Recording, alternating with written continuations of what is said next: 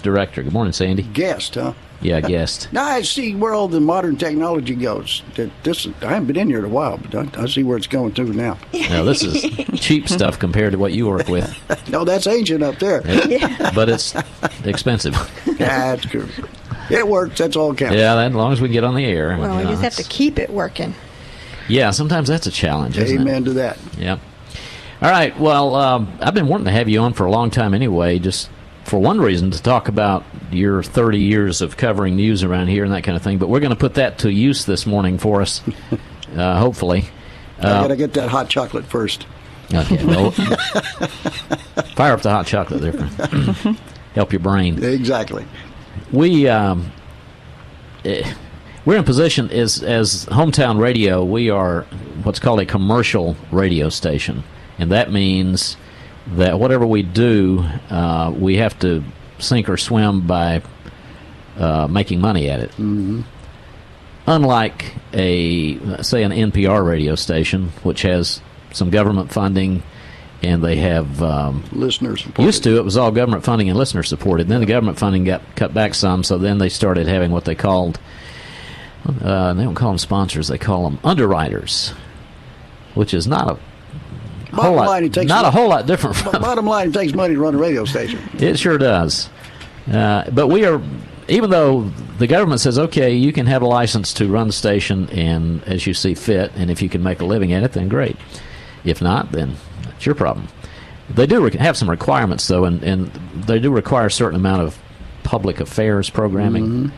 Because it would be easy for a radio station to do nothing but play music and never have anything that's, helps the community that they're in. Like they taught us in broadcast school, that arrow out there, everything to the tower is yours. Mm-hmm. Beyond that point is public domain. Right. So the public belongs to the people, in theory. And anyway. They deserve a certain portion of that. Sure.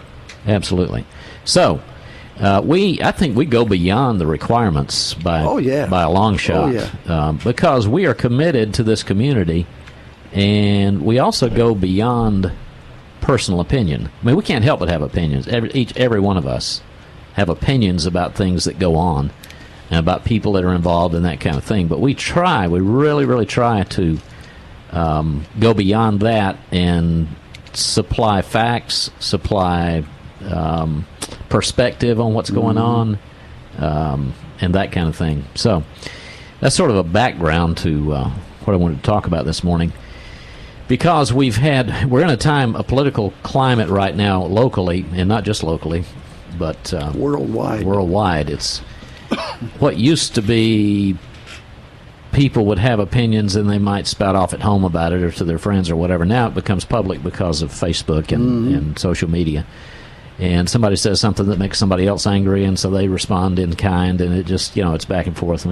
What used to be public discourse has become battle of words. Well, in my I gave up on that mess because of looking at it, and I get frustrated. It's okay to disagree. It's fine if you got your facts together. But there is so much false information out there that creates so much animosity that's where it gets lost in there. And sometimes it's disinformation. That's what I'm saying. It's intentionally false or spun to get an emotional response. And that frustrates me too. So, and it's unavoidable apparently, but locally there is a throw the bombs out movement, I guess you could call it.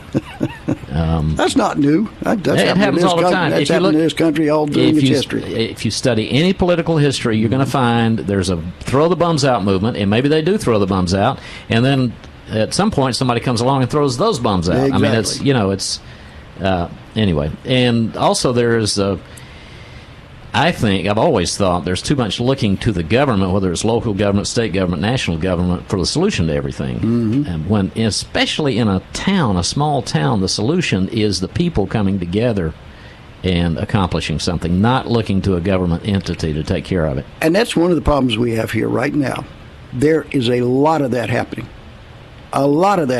There are some wonderful people that are working quietly behind the scenes that are slowly adding to the progress of this community and the unity of this community. It's not an overnight quick fix. They're slowly working at it Sitting right over here to my left, Dorothy is one of them. Mm-hmm. But there are others whose names aren't that well known. We know them, but we just don't know that they are involved in it. I do. I see them. I talk with them. But people don't understand that these things are happening. And these happened before us. Oh, yeah. Back when the major industry came into this community, that's how it got here. It wasn't a big banner on the front street, come and see us and build here. No, it wasn't. Mm-mm. It was good people, the Harvilles, and a lot of others that sat down and worked and quietly got with companies and the state to bring these industries in. It took years. It didn't happen overnight. And that same thing is happening right here in this community right now. But it's not just industry. It's a lot of things. We're in the modern age. Things have changed. We're never going to see the industry kind of thing that happened there. We'll never see that here. But we will see small business, other small industries, and smaller businesses to support them coming in, and lots of jobs. Some of that's on the board right now. I know. And that's one reason I have you here. The main reason is because you know a lot of these things, because you attend meetings and you have connections, contacts. So anyway, but it's the other thing we try to do is to be very fair in what we present, and that's why we, for instance, allowed the mayor to come on last week, or asked him to come on. I've tried to get him to comment with us several times. But it seems like you have to, after that happens, you need to do a little fact-checking and that kind of thing. So that's what we're going to sort of look at. One of the big things that came up the other day, and it has certainly come up many times, is, and it's not new to Laurinburg, not new to civilization, and that is people complaining about electric rates.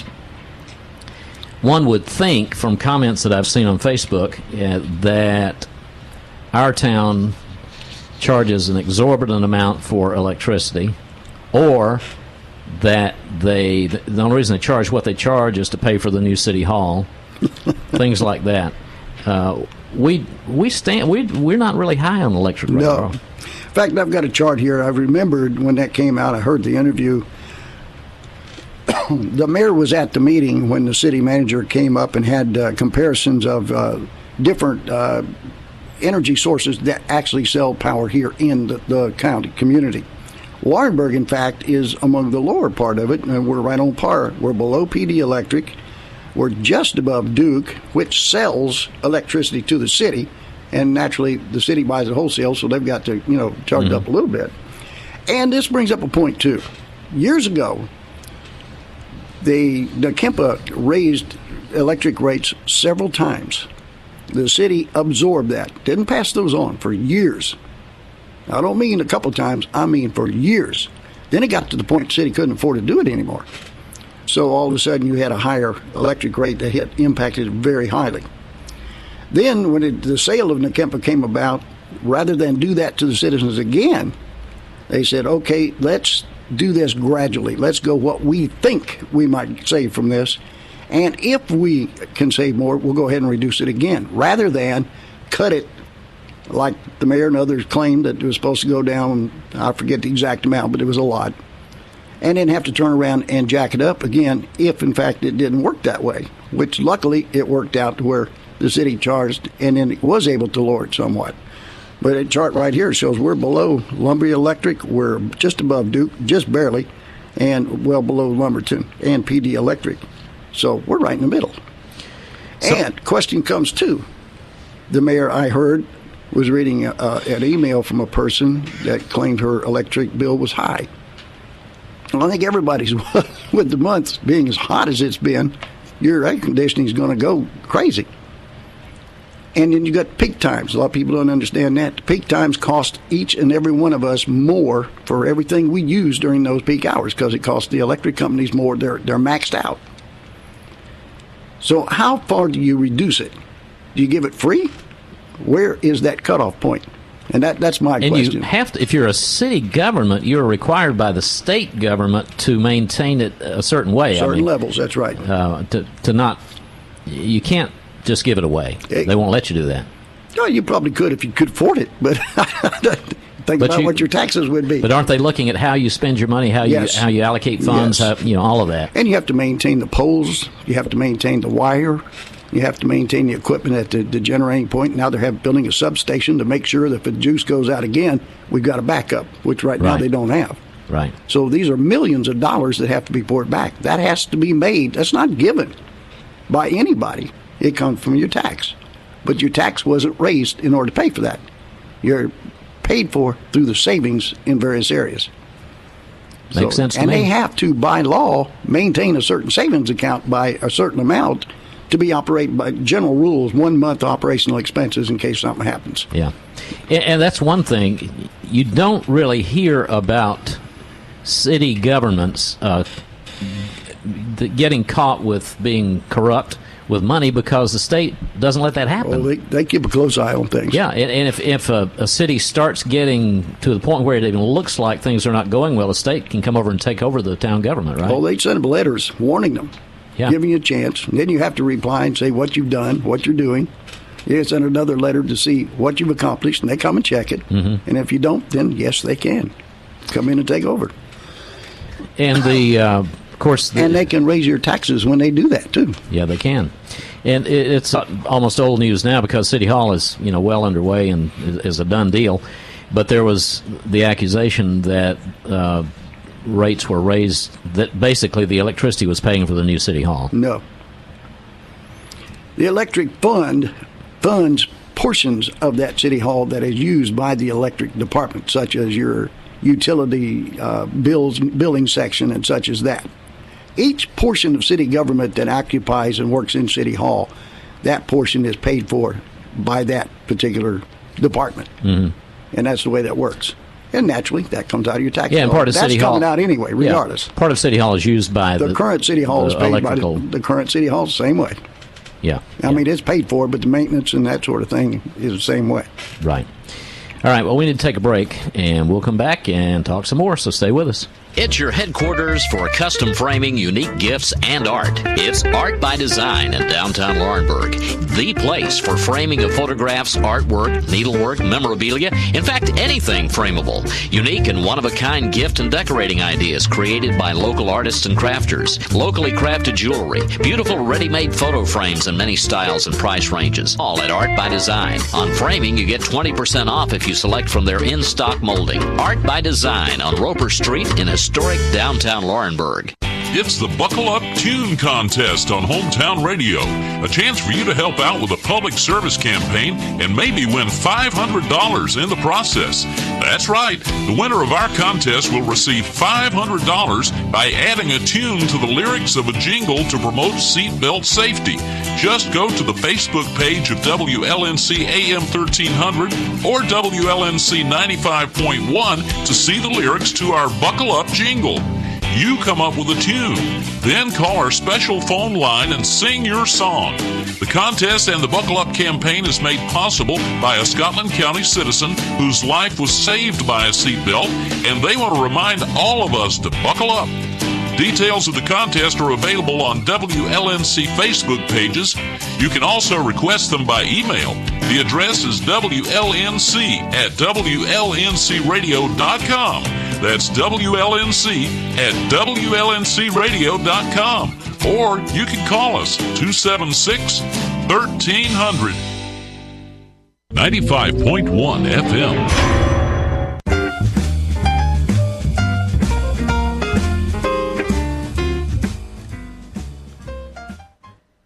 Another, before we get completely off the City Hall thing and so forth, we heard a lot of people, once they became aware of the plans to build a new City Hall, they tried to make it sound like it had been sneaked in somehow under the radar so that people wouldn't know it was happening. But I remember back, how many years ago? Well, actually, it started when Pete Vandenberg was here back in the late 90s, late 90s. But it had been brought up about looking at building onto the existing City Hall. Right. Building a police station behind it and modernizing. But even then, it turned out to be a very expensive venture. and it was kind of dropped after a while because it just wasn't affordable at the time. It was left on the drawing board to be considered later on if push come to shove, but it was left there. And then 4 years ago, I think it was pretty close, 4 years ago, the conversation started up again and gradually worked its way up. Well, let's see what we can do. We have those drawings here, and what kind of shape are we in? And you have leaking roof over there. I've seen the water dropping all over the police station. They had the problem with the mold in the billing section over there where the records were kept, and those ladies had to work in that situation for a while. And it was determined that you just couldn't do the modernization you needed to do to handle the high-tech equipment through that cinder block. You can't knock out walls when there's no support out there anywhere. And then by the time you do something like that, you got almost as much, if not more, than what it costs to build a new one. And the old saying, you can drive the old car and keep fixing it up or get a new one and save the money on the maintenance and the gas. So that's the situation that came. But that was years of discussion. That's what I'm saying. And during that whole time, you were reporting on all of those discussions, and the exchange was reporting, right? These were all public meetings announced in advance with the agenda they were going to talk about. And I'm sure the room was filled every time with people. Never. I know it wasn't. In all the years, the 30 years I've been here, those rooms are never full unless a real controversial issue that's about to happen or has happened. And somebody has stirred it up to cause it to happen. And it's a shame. I mean, if people would attend meetings regularly, they would know these things and know how it develops. Or pay attention to the reports we give. Listen to us. If they would just listen to news every day, one time, or read the paper. They do a pretty good job. Or even on weekend, listen to your weekend review. You would at least have the simple facts. Or if you hear it, talk to your representatives. Talk to your city council member. Right. What was this all about? What'd you do? Why'd you do this? I mean, that's what they're there for. That's why you elected them. That's why you have access to them. Yep. Simple. Very simple. Yep. All right. School consolidation. That's another big one. Fun one. And we know where the mayor stands on it because he told us the other day. But what that also has come about over a period of time. I remember back when they were talking about building a wall around Washington Park. Security issues were the thing back when you started getting all these shootings starting to happen and this sort of thing. So then they looked at putting the security walls up. That was a quick fix, and it was fairly inexpensive compared, what other things might do. Then they went to the locks and the doors and that sort of thing. And then when they went to the commissioners asking for more money to do this sort of thing, that's when the commissioners started looking at it and saying, well, we understand you're losing students. Everything is guided by ADM, which is average daily membership, number of students you got in school. That takes care of what your monies you get from the state, federal government, even county. So when those numbers start coming down, they start looking at, what are we doing with your money? That was a transparency issue between the commissioners and the school board years ago. Mm-hmm. That started getting remedied. And they started looking, the board did, and say, we're short of students and our equity here is not what it should be. And then they actually formed committees to look into that and had consultants looking into that, which included some of the retired staff members from the central office, Roger Emmons being one. Mm-hmm. And they went and studied and looked at it and said, we got this problem, but here we think we can do with this. So a slight redistricting or shift of districts. And that's where you came with the school consolidation plan after years, not months, years of discussion and looking at least 3 years. And I feel like I'm beating a dead horse with this because we've said it so many times about the issue, but it's being done in such a way that the savings by closing down these schools is sufficient to pay for the new schools or the building on adding to other schools. You take like Johnson. They got an old boiler back there that handles your heat. That thing goes out almost at least twice a year. They have to go in there and fix it, and that's expensive. You've got situations like that in other schools. You got roofs that leak like crazy. They fixed them, and they've done many things to them. Yeah, I know a little bit about that. They're just wearing out. So if you take the money that you spend annually in fixing, which runs into the hundreds of thousands to even in some cases $1 million or more, you apply that which you won't spend because you got a brand new facility here, and you're saving on electric because you've got lights that are modern, not using as much electricity. You've got insulation, everything that's there to save on electricity. You've got modern heat and air conditioning going.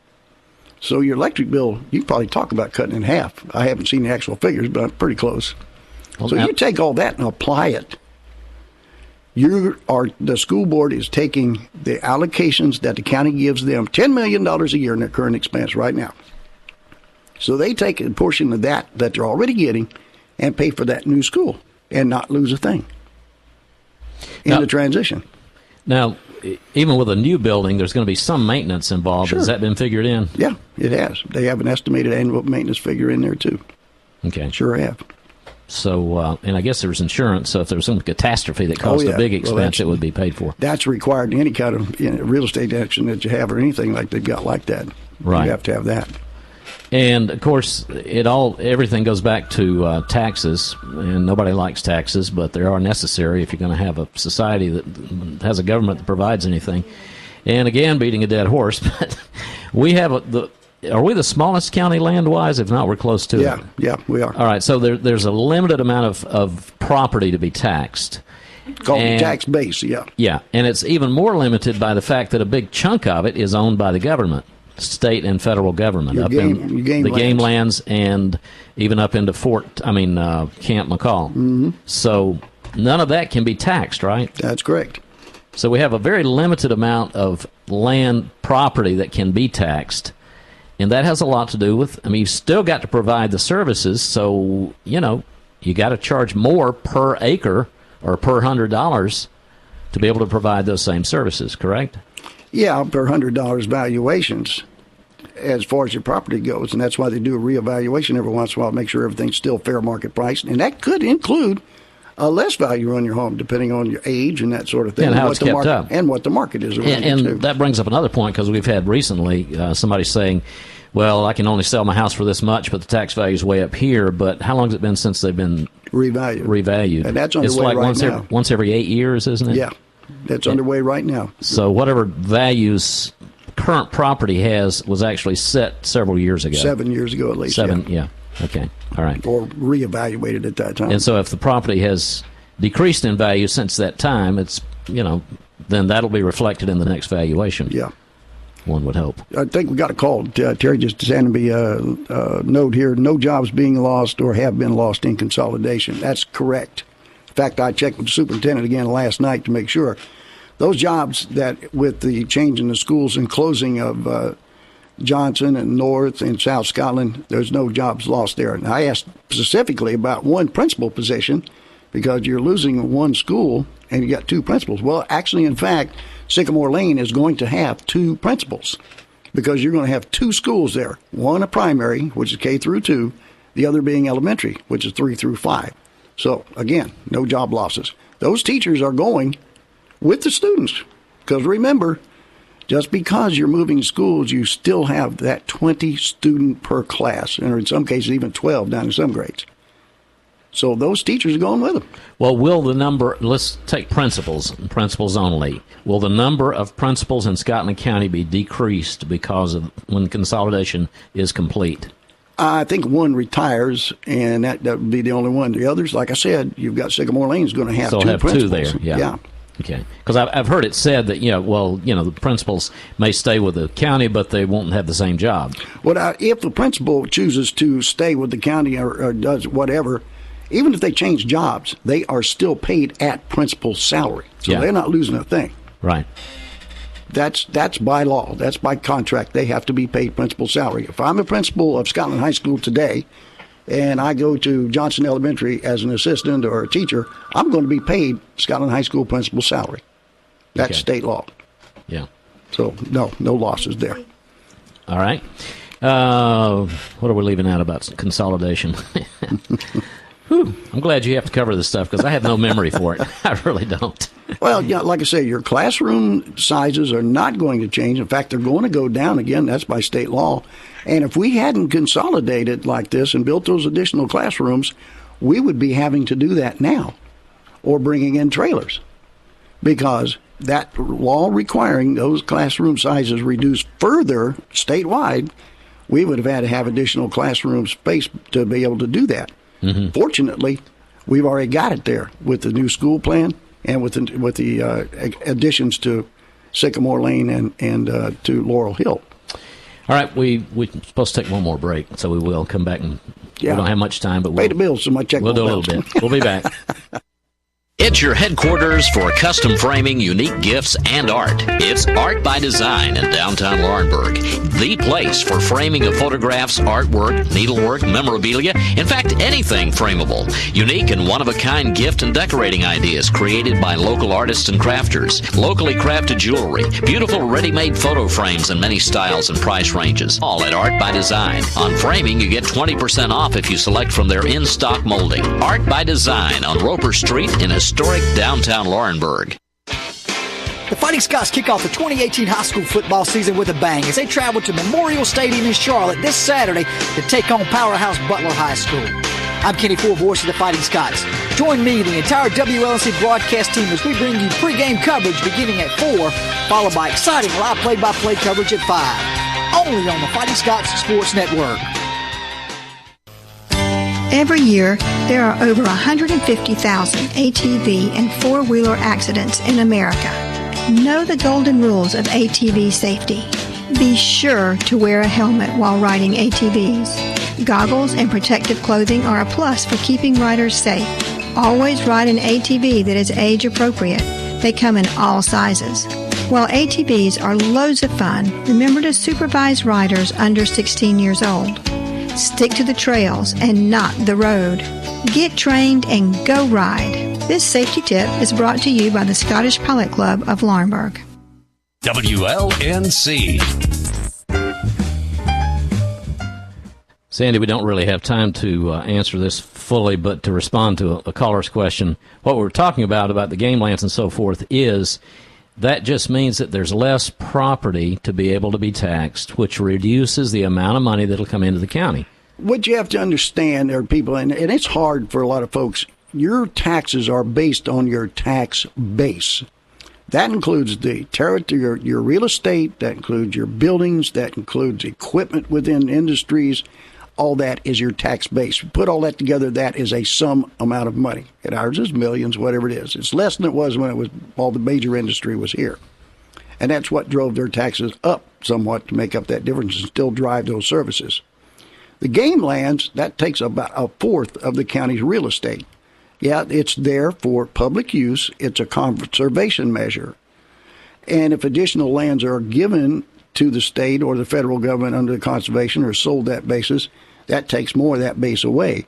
That can only be made up by higher tax on you and I as property owners. On what can be taxed. Yeah. What remains to be taxed. But there's not an overtax. And we're not the highest tax in the state.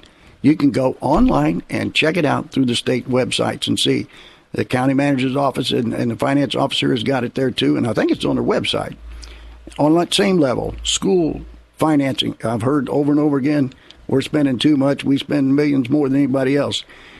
The best place you can go for that is the North Carolina School Forum website. The North Carolina School Forum is the watchdog as far as communities and counties financing schools. You'll see charts up there. We are smack dab in the middle. In the middle. We're not the highest, we're not the lowest. We're in the middle. And be sure people understand, you're not talking about the tax rate per 100 evaluation. You're talking about how much tax you actually pay. Exactly. You can get that. And if you take that tax rate, and there's a complicated thing there too, we don't pay fees for things that other counties do. You take your house here, say it's valued at $30,000, $40,000, you set it in Hope County, same house, it's going to be higher value, which means your tax check, even though the rate is lower, is going to be the same or not higher because the value went up. Right. But no, it's and if you look at cutting it, we've cut it. It's been cut. When I remember one time it was $1.12 per $100, and that hasn't been too many years ago. Yeah, I remember that. And it's down to they just got it down to just almost below $1 now. So. We're going in the right direction for sure. One other thing I wanted to touch base on, too, was the crime rate situation that the mayor brought up the other day. we have 20% unsolved larcenies and that sort of thing. I got all the stuff here. We don't have time to go through it. But if you go to the North Carolina State Bureau of Investigation website, you can see all that, reports and all. If you look again, we're not number one crime. We are not on the top. We're at near the lower half of the state. So you can take it any way you want. You can pay attention to whatever website. And when I was searching, I looked at some of these websites where some of this stuff came up, even claiming to be FBI. North Carolina communities, law enforcement, sheriff, police have to send their reports, all of them, to the State Bureau of Investigation. All of them. Now, some communities report all. Ours does. Some don't report all. The majority, whatever. But they're there. So that's all in plain sight. But they're all reported. And that includes those that are solved. And the percentages there. And, of course, like everything else, they got charts there showing you where you stand in there. We are not at the top of that game. We are not the most dangerous, not the most criminal-ridden city in North Carolina. And don't take my word for it. I'm telling Look you, it up. the SBI. There you go. But you have to be careful, like anything else that you go on the web, that you're at a reliable source. This came from the police department. That's where I got them all these years I've been here. Used to get them on a monthly basis. You can do the same thing with the sheriff's office. But be careful what you hear. Don't listen to everything that you hear. Don't pay attention to everything that you hear on Facebook, because there's so much false information out there or misunderstood information. Yep. Facebook is probably not the place to go for reliable information. If you've got an objection, you've got a question, that's why you have representatives on the council, on the city government, on the county commissioners, the school board, our state government. And these people are all wide open to answer your questions and talk to you. But at least take that little bit of time to fact check, so to speak. Thank you, Sandy. We'll talk some more later. All right. Well, we do every day anyway. Yeah. Sandy Callan, who is news director for Hometown Radio. Thanks for listening to today's Live on Main. Hometown Radio, WLNC at FM 95.